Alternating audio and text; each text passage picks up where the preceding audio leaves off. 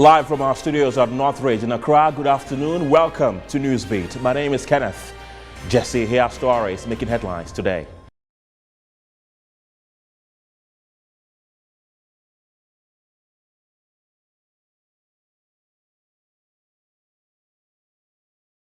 National Democratic Congress ready for this weekend's constituency elections as it cautions members to desist from fomenting trouble.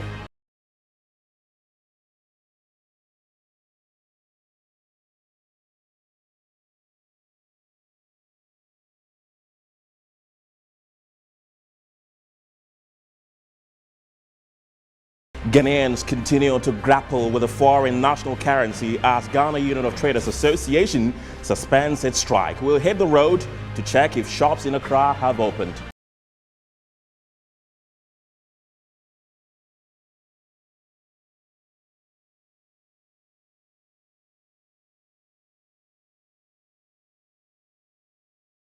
And later, we'll take you to Sudan, where at least 150 people, including children, killed in 2 days of fighting in the latest ethnic clashes of a land dispute in that country's southern Blue Nile state. Details are coming up shortly. Don't go anywhere.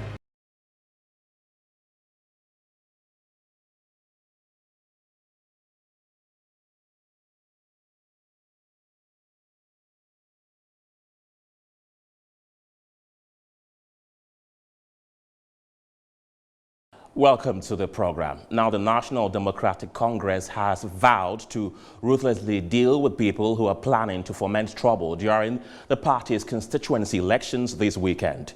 NDC's General Secretary, Asiedun Ketia, is urging aspiring constituency executives with misgivings to use the party's internal structures to resolve matters. He spoke at a press conference here in Accra. The internal elections of the National Democratic Congress is gathering momentum with a total of 11,825 candidates filing to compete for constituency election positions on Saturday and Sunday in all 275 constituencies across the country. The constituency election follows the completion of branch elections, the base of the party structure, which saw the election of officers across all 29,000 branches of the party in the country. General Secretary of the NDC, Johnson Asiedun Ketia, during a press briefing here in Accra, said the eligible voters would, however, be required to have paid their party dues in full before they will be allowed to cast their vote in the weekend's elections. former minister, former whatever, and you have to participate in these elections. Please take note that your dues payment status will be checked before you cast your vote. So those who have not paid their dues, if you are a elected branch executive, ensure that your dues has been paid before you proceed to cast your vote. If you are a former government appointee who has been mentioned by the Constitution and the guidelines to be eligible to cast your vote, please make sure that your dues payment is up to date. He also urged aggrieved persons who might still have concerns to direct their grievances to the appropriate quarters for redress, adding, persons who foment trouble during elections will be dealt with. We would not open the space for appeals indefinitely. And there is a strict timetable for the receipt and processing of appeals. So please, those who disagree with the verdicts of the various appeal committees must appeal within the time. Already, the Amasaman constituency in the Greater Accra region is exempt from the elections due to challenges with the voters' register. Chairman Kobna Adekoka made the announcement during a press briefing here in Accra. Our victory in 2024 is a function of what we can do now at the impending election as a party. If we elect candidates based on other factors other than experience and competence, then we can be sure of what we will turn out in 2024. Let us be mindful of the Akufo-Addo experience. So many promises that deceived the majority of Ghanaians, which has brought all of us here. There is also a court injunction on the Amenfi East constituency elections in the Western region, following the disqualification of the youth organizer who was seeking to be elected as the constituency's chairman.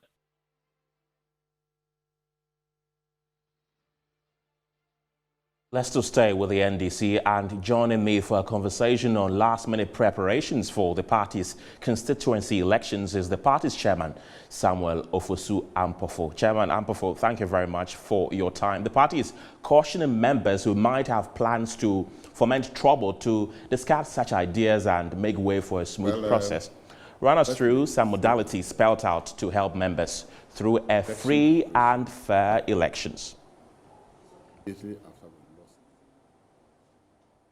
Verdict, we decided to initiate steps to reorganize our party. We started by organizing a national retreat in Ho, where we brought all the regions, the directors of elections from the regions, the regional secretaries, the regional chairmen. We brought the national headquarters directors of elections, communications, legal directorate, our council of elders, our National Executive Committee members, our parliamentary caucus leaders were all assembled at Ho for 3 days to do a retreat on the outcome of the elections and to dissect and find out what went wrong, what went right. We did a SWOT analysis. We took reports from all the regions. We took reports from the departments. And then afterwards, we decided to decentralize that process by going to the 16 regions to do regional retreats, which afforded the constituency executives the opportunity to report to us on the events before, during, and after the elections. This was the first time such an exercise was being undertaken by the party since its formation in 1992, if I'm not mistaken. And that was an eye-opener because it gave us the opportunity to assess really what happened. And so we also, after finishing the 16 regional retreats, we decided to do a further decentralization by doing what we call the constituency retreat, where the constituency executive will also organize the branches for them to come and give them reports on what happened. So it gave us the opportunity to know how to proceed. And so we decided that, having undertaken that exercise, one of the key things that came out was that some of our branches, in our case, a branch is coterminous of polling stations. So some of our branches were weak, some were not in existence, and so on and so forth. So we started undertaking what we call branch auditing in 14 of the 16 regions. The essence was for us to know whether every polling station had a full complement of the members who are supposed to form the executive. And that exercise was very revealing and rewarding, because at the end of the day, we were able to know the true strength of the party at the branch level where elections are won. We set aside Ashanti and Eastern region because of strategic reasons. And having finished with the 14 regions, it afforded us the opportunity to then open our register. We closed our register in 2018. When we were going to conduct the national elections that elected myself and my team into office. After that, we closed the register. And then we decided to reopen the register in 2020. So we then did the auditing to look at members of the party whose names are in the register up to 2018. And then open the register for fresh registration. The essence is that our constitution says that if you want to contest election in the party at every level, you must have been 4 years old in the party and must be an active member of the party. So we did that exercise and were able to register open the register for new members. Having done the 14 regions, we decided to zoom in on the Ashanti and Eastern region and try to mobilize all the available human resource that we have in the country to move into those two regions, because politics is a game of numbers. And Ashanti region had very huge numbers in terms of constituencies. There are 47 constituencies. 16 regions are about 33 constituencies. And so we deploy to the region, and I must say that as a result of that, we have been able to put our structures in place effectively. All branches are in place. Elections have been conducted in all the 16 regions and over 40,000 branches across the length and breadth of this country. So we believe that the basic structure of the party, which forms the foundation, the pivot around which the party revolves, is the branches. And now we have them in place. And so I can say that the party is firmly anchored. And the second layer of organization is the constituency elections that we are going to have tomorrow. We have had the branch elections, we have had our branch executives in place. Thankfully enough, the party has become so attractive that the branch elections were hotly contested for the first time. National officers, regional officers, members of parliament, former ministers, cadres of the revolution, and several others were deployed to the various branches to supervise the branch elections. It has never happened in the history of the country, of the party. And that has also taken place. What we are going to do tomorrow is to do the second layer. So the branches have been organized. They are now in place. They now constitute the electoral college, which is going to decide who constitute our constituency executives tomorrow and Sunday. So 2 days has been allotted, and the elections will be conducted in all the 275 constituencies. In fact, there are a few constituencies with challenges. As at yesterday, the election committee indicated that about 6 constituencies they are still considering whether they should put them on hold or we can proceed with them. But by and large, a large number of constituencies will hold the elections on Saturday and Sunday, and we'll get new constituency executives who will now manage the constituencies for us. When that is completed, and even before that, this election, the regional elections we have kickstart the regional election process. So those who want to contest for regional elections have already picked their nomination forms. They have also gone for vetting. The reason why we did so is that previously we were separating the processes. So we finish with the constituency and then we come to the region. And we realize that some people will lose at the constituency level and then they will jump to go and contest at regional level. And it has created a little... Right, so Samuel Ofosu-Ampofo is the chairman of the opposition NDC. Away from that, leaders of the Ghana Union of Traders Association have suspended their strike action they started on Wednesday. According to the association, the suspension on the closure of shops was after the king of the Gas State, Ni Takite Kuchuru II, invited leaders of the association as well as a meeting with the President of the Republic of Ghana. My colleague, Ifua Ando, was out to gauge the mood of what members make of the suspension and whether shops have opened. Take a look. The Union of Traders has called off its strike after 2 days. The union has asked traders to reopen their shops. In a statement, the union says that they had to soften their stance after consultations with government and the government chair. I'll be speaking with some traders here at the Central Business District to find out how business is like after 2 days of closing their shops. Let me get closer to this gentleman here. Good morning to you. This is Metro TV. You're welcome. Thank you, please. Good morning. Yes, what do you sell? We deal in cosmetics, lashes, nail stuffs, and a whole variety of stuff. And I'm sure that you also closed your shop. Yes, please, we close our shop. So how is it like after 2 days closing your shop?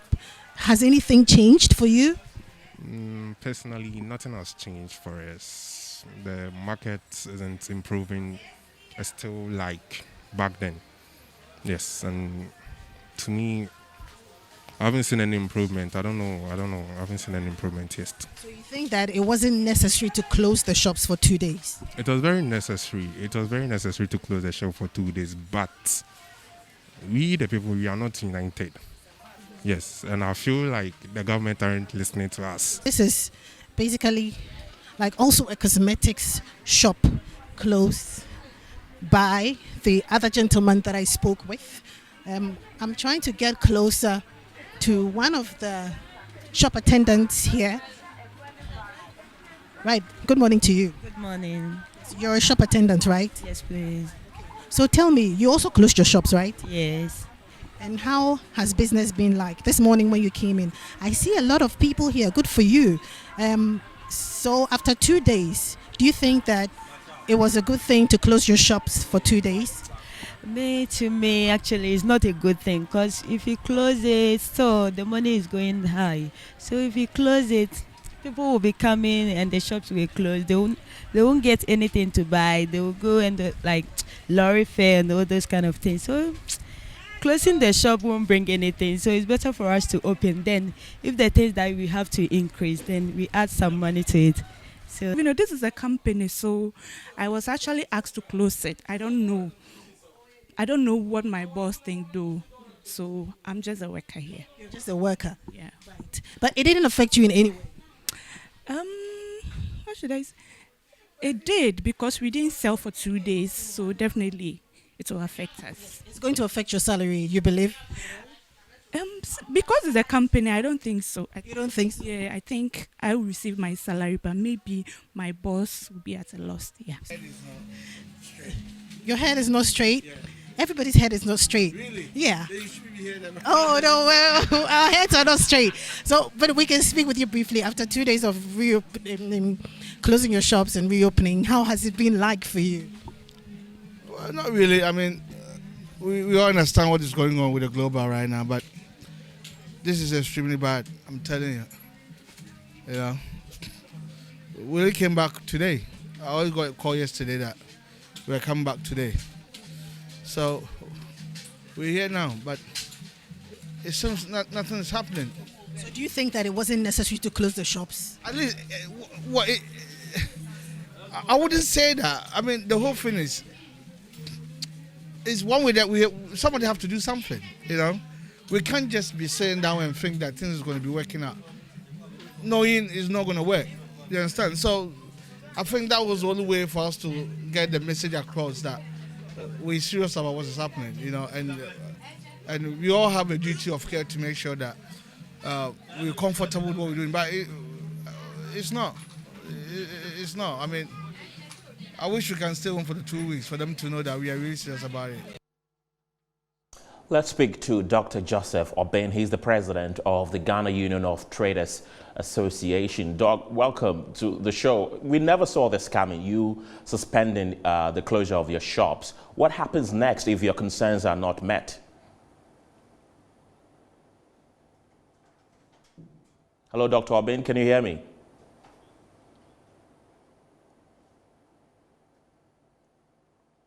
Right, unfortunately, we've lost Dr. Joseph Obeng on the line. We'll try to reconnect with him again. But in the meantime, private health practitioners in the country are calling for a dialogue with players in the pharmaceutical sector in order to reach some agreement on their difficulties due to the challenges of cost of production brought on by the depreciation of the city. Speaking in an earlier interview on Metro TV, the National Vice President, Samuel Boakye-Donkor, laments how patients are at the losing end. This is a big blow. Very, very, very big blow to all the health providers in Ghana. Not only the private, but even to the child and to, Ghana Health Service. We are in big trouble. I don't know the day who suffers. The client suffers. The sick person suffers. If they are going cash and carry, then obviously the whole country is going cash and carry. You see, They having a point. They have a point there that the way the economy is, going, the dollar raise and all those, factors. But we are just, pleading with them that instead of going cash and carry, for we the providers, they sat down with government. They haven't met us. We are praying. We are just pleading to them that they should come to us, or we should go to them. Let's meet. And then we see how we can resolve this issue. But at the end of the day, it's not the government. It's about the one who is sick. That is the issue. As we sit here, you can be sick, I can be sick. Where are we going? There's no money to buy the drugs for the patients to take. it's a big blow. Now the providers are in a related development, the Ghana Medical Association has called on government to immediately fix challenges facing pharmaceutical manufacturers, importers and wholesalers Association of Ghana to prevent total return to cash and carry system. The association halted credit deals with regional medical stores over continuous depreciation of the city. They cited high exchange rate, payment terms, inflation, interest rate, fuel prices, utility cost, and reversal of benchmark values as having devastating impacts on their business. Cash and carry system makes it compulsory for individuals and facilities seeking medication to pay before receiving them to recover operational costs. But GMA says the development will collapse the health sector. General Secretary of the Ghana Medical Association, Dr. Titus Beyo, joins us via Zoom for a conversation on the back of this.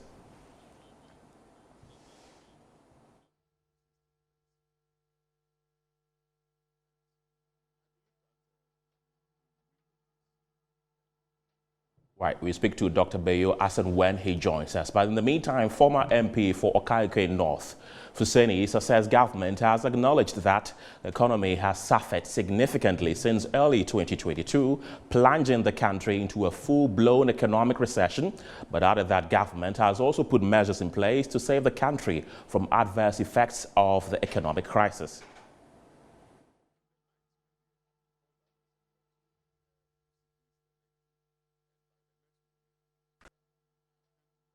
We have explained and explained and explained, and we'll continue to explain for the good people of Ghana to know that, look, given the situation, we are probably fortunate that we have a fortunate and caring government in place to be able to handle this very difficult situation.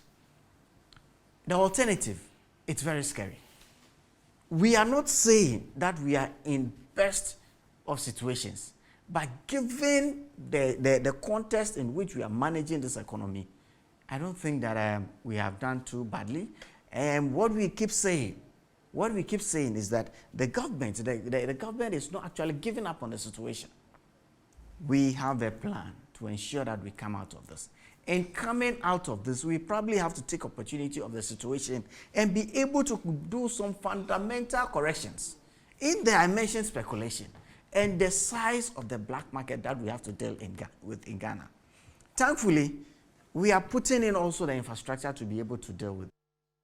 Now, following the announcement by the Ghana National Chamber of Pharmacy to no longer supply drugs on credit basis, MP for Ningo Pram Sam George says the president has put lives in danger by managing the economy poorly, leading to the decision of the Ghana National Chamber of Pharmacy.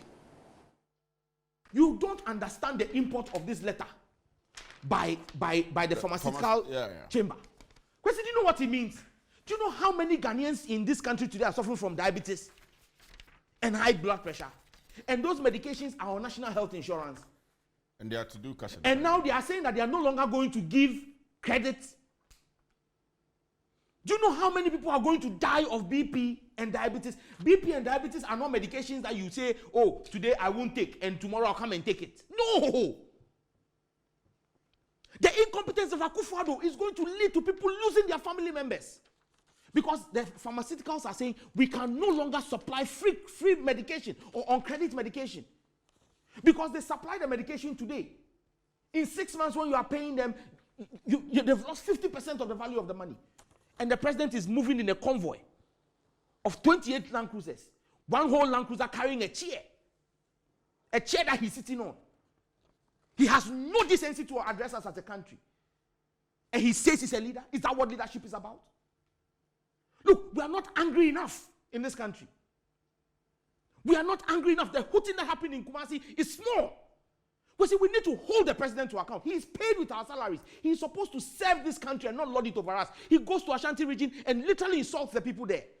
That they are talking ill of him and what insensitivity. What sense, what height of depravity on the part of the president? That is unprecedented. It is unbecoming of someone holding that high office of the land. Because see, our economy is in shambles. Look, we are the worst performing currency behind Ukraine. Let's now bring you 3 facts about the World Cup. Now, the World Cup was not played in 1940 and 1946 because of World War II.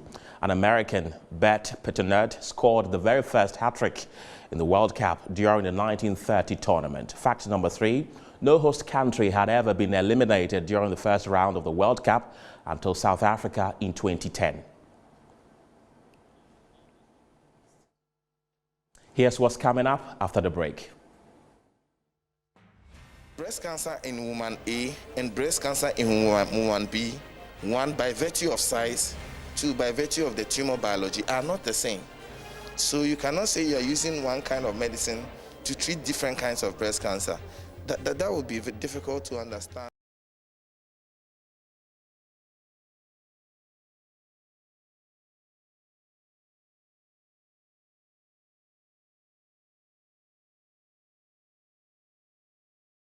Hello again. If you just joined us, this is Newsbeat on Metro TV with me, Kenneth Jesse. Let's bring you more stories today as former President John Dramani Mahama is urging government to come clean and tell Ghanaians the true state of the economy in a national dialogue. According to him, the economy wouldn't be in this wobbling state if the Akufo-Addo-led administration turned a listening ear to the red flags raised by the opposition NDC, journalists and CSOs, amongst others. He made these comments during a meeting with the newly elected executives of the Ghana National Journalists Association.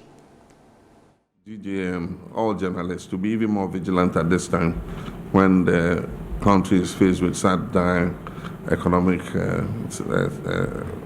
challenges.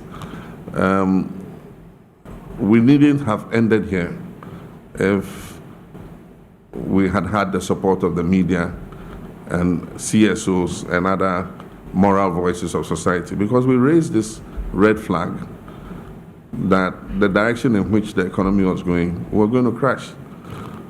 I talked personally about creative accounting. This finance minister was hiding huge liabilities and giving a rosy picture of the economy, showing a good deficit, you know, and I accused him of creative accounting. And here we are. The chickens have come home to roost.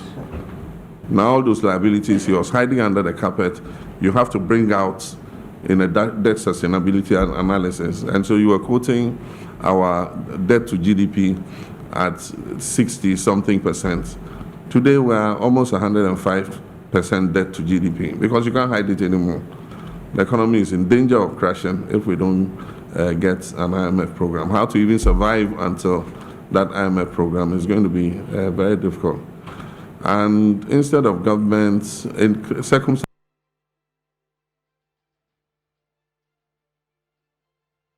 Right, you're still watching Newsbeat here on Metro Television. We're also live on DSTV channel 277, live on Facebook at Metro TV Ghana, and on Twitter at Metro TV GH. Let's bring you some education-related stories today, because more than 550,000 candidates from over 18,000 schools have been writing this year's BEC exams since Monday, October 17th, rather. Both public schools and private candidates sat for the exams in more than 2,000 centers throughout the country. Let's have a conversation with some of our correspondents across the country to assess how the exam has been. Let's start with Alhassan Dibaba, who is joining us from the northern region. Dibaba, what really happened during the centers you visited? Right, I understand we do not have Alhassan Dibaba on at the moment, but listen to some of the JHS graduates.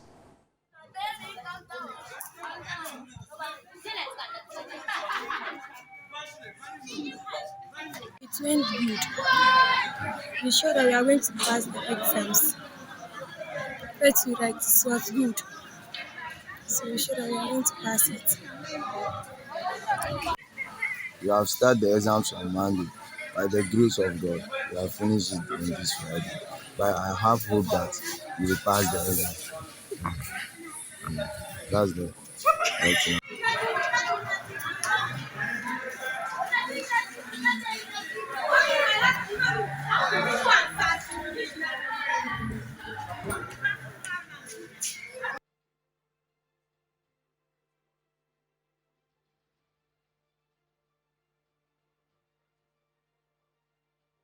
So those were some students who have just graduated from the junior high school. We are trying to connect with our correspondents across the country to find out what really happened during the BEC examinations. Let's start from the northern region and speak to Al-Hassan Dibaba. Dibaba, welcome to the show. Can you hear me? Hear you. Right. How smooth has this year's BEC been from the centers you've been to in Tamale?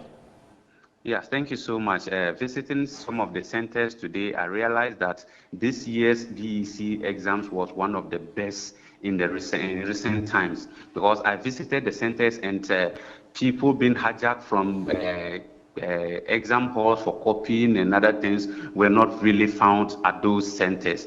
I also spoke to many of the candidates who were very excited that they were going to pass the exam because what they put on paper was something they trusted. But some of them also complained to me about security officers being inside the exam hall, which was intimidating to them. So they called on the appropriate bodies to desist from deploying security personnel, especially the police, into the exam hall. They can be outside, but coming into the exam hall, some of them even mentioned that some of them came to the exam halls with their gun hung on them, which was not very comfortable, which they were not very comfortable with. So going around the Tamale Metro and beyond, I realized that the exams was very smooth as compared to previous years. About 29,000 students are taking part or took part in this year's BEC within the northern region, which was very healthy because there weren't major incidents at the various centers that I visited.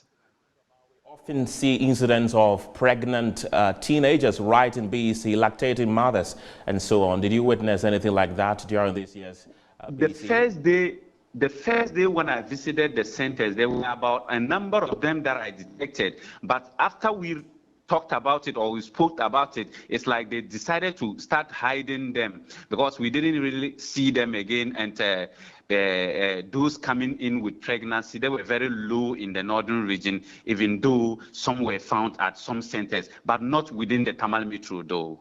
Al-Hassan Dibaba, thank you very much. From the northern region, let's go straight to the central region and speak to our resident correspondent, Akwesi Ado. Akwesi, welcome to the show. Tell us what happened at the centers you visited in the region. Okay, so the BEC has ended here in the central region. We had about 64,000 candidates registering and then taking part in this year's examination. So far, it has been smooth. We have not recorded any unfortunate incidents at the various centers, except that in the Ewutu Senya West district of the region, we had about 11 students being pregnant. And then we had 7 of them giving birth just before the examination, and so 6 couldn't take part in the examination. 6 were able to take part in the examination, but the other one gave birth on the Sunday before the Monday when the examination took off. So she couldn't take part in the examination. So it has become quite a worrying situation, especially when the Ewutu Senya West district and then the Gomwa East are considered to be the 2 leading districts when it comes to teenage pregnancy here in the central region. So apart from this, we can report that we've had a successful examination conducted here in the central region. Are you picking any indication that they will be allowed to write the examination later? Okay, so I did speak with Madam Rebecca Kwenu, who is the Central Regional PRO for the Ghana Education Service. She has not mentioned any plans put in place for those candidates who could not take part, except that he has been telling me that they would sit and then analyze the whole exercise and come up with any measures if they need be. Akwesi Ado, thank you very much for speaking to us this afternoon.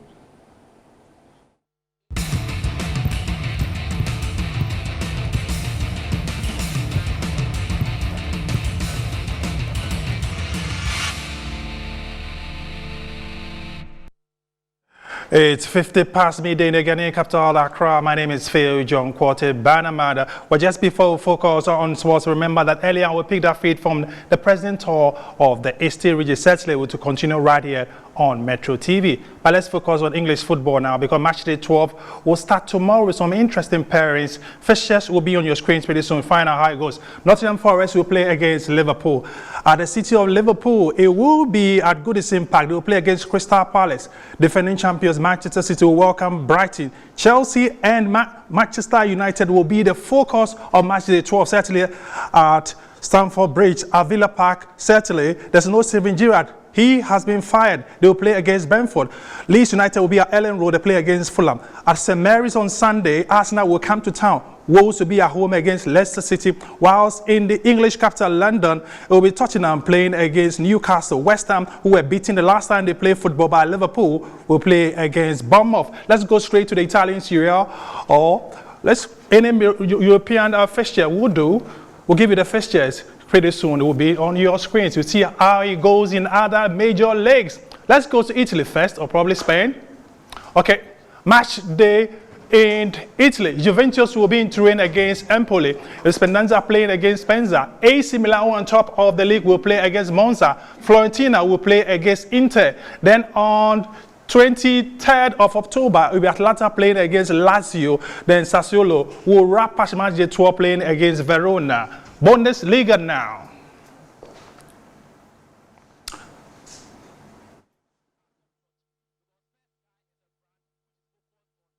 Of the news, my name is Phil John Quarter. We're going to Germany. Mainz will take on Cologne. Freiburg will see whether they can be Werder Bremen. Offenheim will play against Bayern Munich, who are champions of German football. Borussia Dortmund will play against Stuttgart. Borussia Mönchengladbach will welcome Eintracht Frankfurt. That will be on Saturday. Then on Sunday, it will be Bochum playing against Union Berlin. Then Hertha Berlin will see whether they will beat Schalke, who are looking for a new coach after firing their manager. We'll wrap up going to La Liga pretty soon. You see whether Barcelona or Real Madrid will be in the fray. Yes, Celta Vigo will play against Getafe, whilst Barcelona will be at their home grounds playing against Atletico Bilbao. It will be Real Betis encountering Atletico Madrid, whilst Real Madrid, who are the champions, will take on Seville.